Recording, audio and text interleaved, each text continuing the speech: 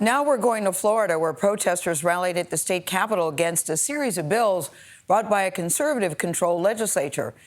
Those bills include easing of gun laws and expansion of the state's so-called Don't Say Gay bill. The legislative wins would be a big boost for Governor DeSantis, who appears to be making a push to run for president. Ed O'Keefe is in Tallahassee with more on that part of the story. Ed, good morning to you.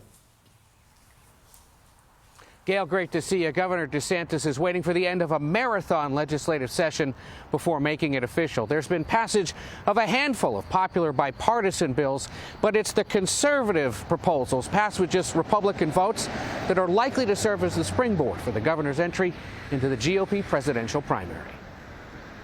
I think you'll have seen the most productive 6-month stretch than anybody can remember. Florida's Republican state legislature is putting the finishing touches on dozens of bills, all headed to the desk of Governor DeSantis.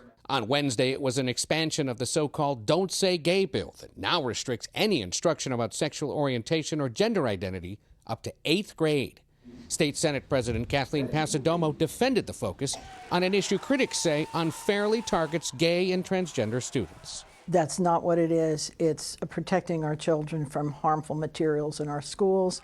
And critics are rallying against bills that ban abortion services after 6 weeks of pregnancy or relax concealed carry laws. Democrats like Representative Fentrice Driscoll can do little to stop their passage. If you look at the actual policies that he's passed here, they've all been anti-freedom. DeSantis has spent the last few months mostly on the road, selling his memoir in early presidential primary states. Hello, Las Vegas!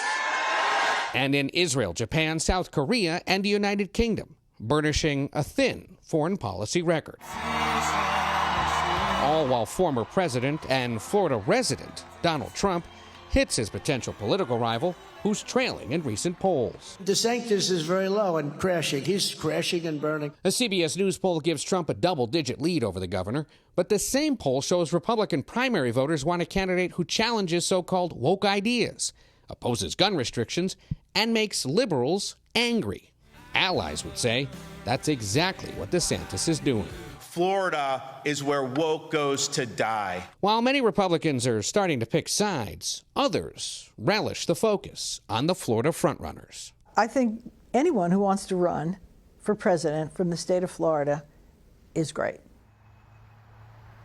Now, one other thing the GOP-led legislature has done is clarified Florida law, saying that a sitting governor doesn't have to resign the job in order to run for president. Right now, that piece of legislation benefits just one Floridian, Governor DeSantis, who's expected to sign the bill.